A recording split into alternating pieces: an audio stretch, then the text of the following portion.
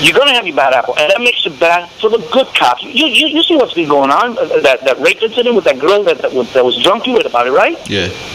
In the night, that's an embarrassment, right? Mm-hmm.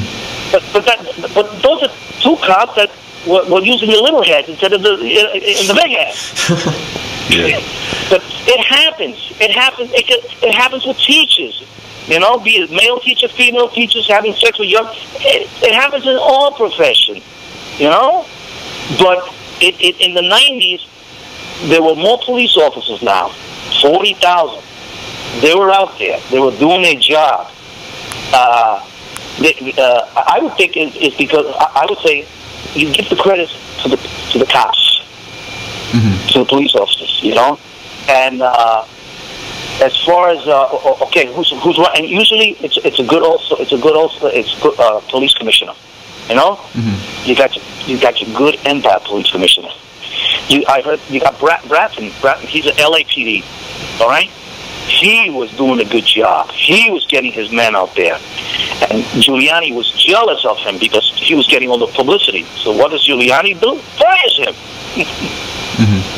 He's doing a good job. Why are you firing him? Because he's getting. Giuliani wants to interview me. I'm the mayor. I'm the one.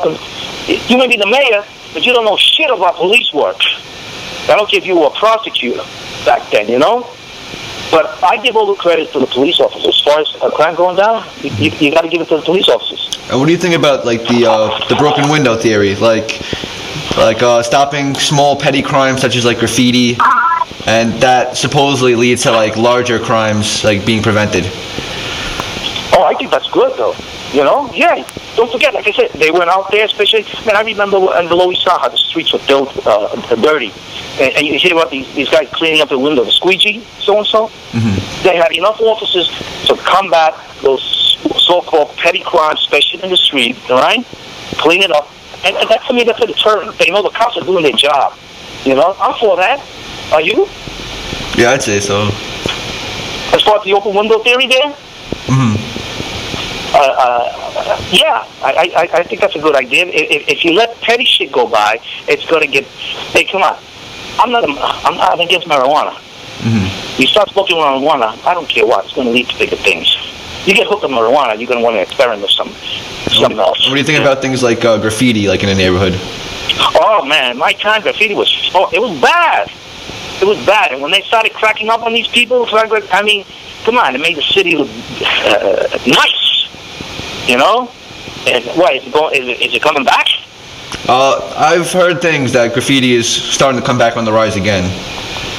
That's because again, you got less officers. You have what 5,000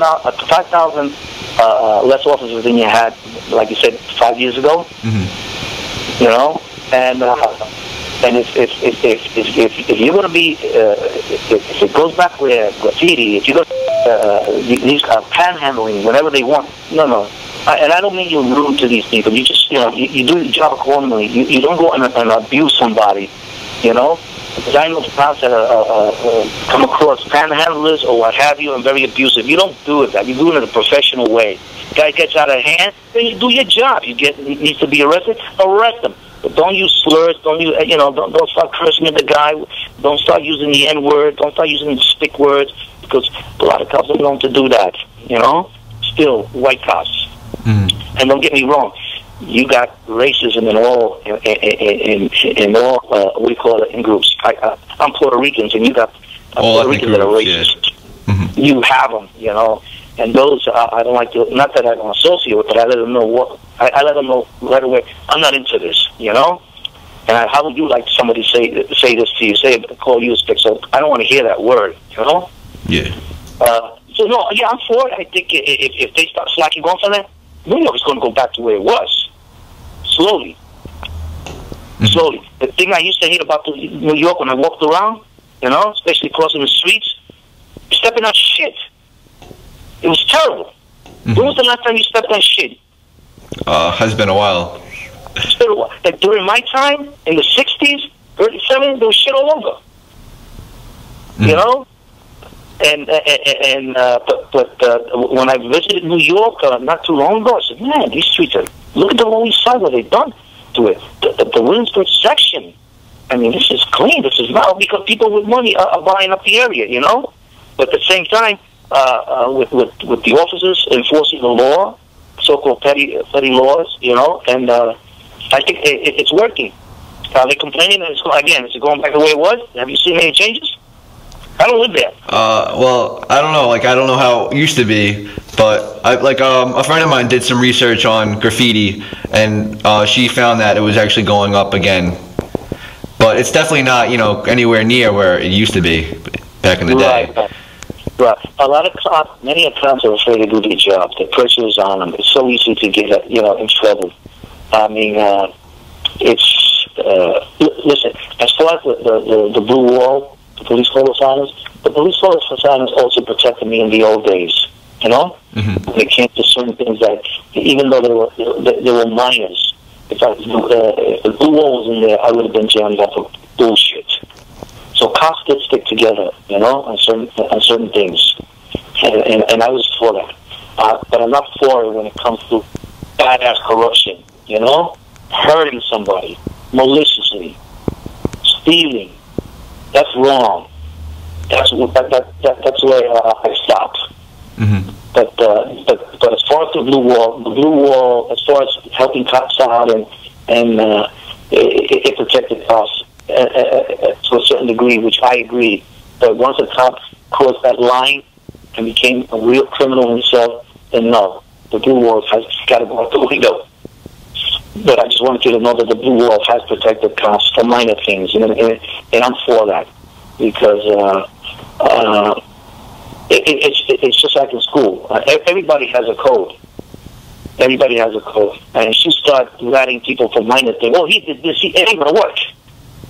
Mm-hmm. It ain't gonna work.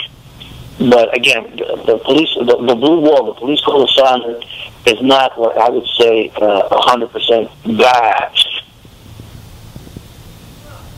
If you understand what I'm trying to say. Do you understand what I'm trying to say? Yeah, I understand. You know, everybody has their own code of silence, being doctors, nurses, teachers.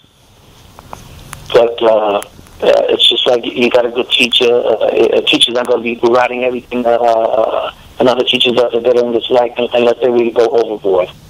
Mm-hmm. So I just hope you understand that. Yeah, I understand. Yeah, anything else? I think that's it. We covered a lot here. Well, I told you, I'm always, you know, I was telling you my experience, but I just hope I've been able to help you. I really haven't been, you know, hope I've answered whatever you wanted, you know, that would help you in any way. Yeah, I think your experience was like really helpful to this project.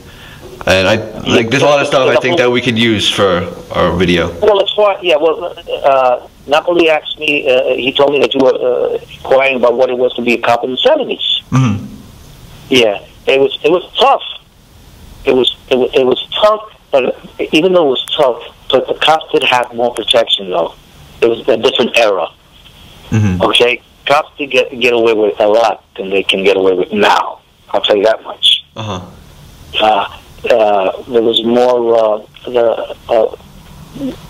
the police code of silence did protect cops in those, even after the NAP, after Serpico, you know? After Serpico, it didn't stop. The NAP Commission didn't stop anything, you know? Like I said, every 20 years there's going to be a scandal, either 15, 20 years, because you're going to have a new generation coming. Just like I asked you, do you know so-and-so? Have you seen? You said no. You're young. Yeah. It's like you going into the police department right now. You didn't know the things I told you till I told you. Mm-hmm. You may hear stories, but then again, you're going to be working with other people like you, maybe 2 or 3 years ahead of seniority, and they don't realize, they didn't read about what could happen. So they take chances, and they fall into the trap, and they start faking, and they get tempted, and they get indicted. And everybody thinks that once you become a cop, it's the brotherhood. Yeah, this is it. I don't associate with anybody but the cops. That's bullshit. You know? Bullshit. A lot of my friends were not cops, and I did not just associate with people I knew that were cops. You know, I have better friends that weren't cops.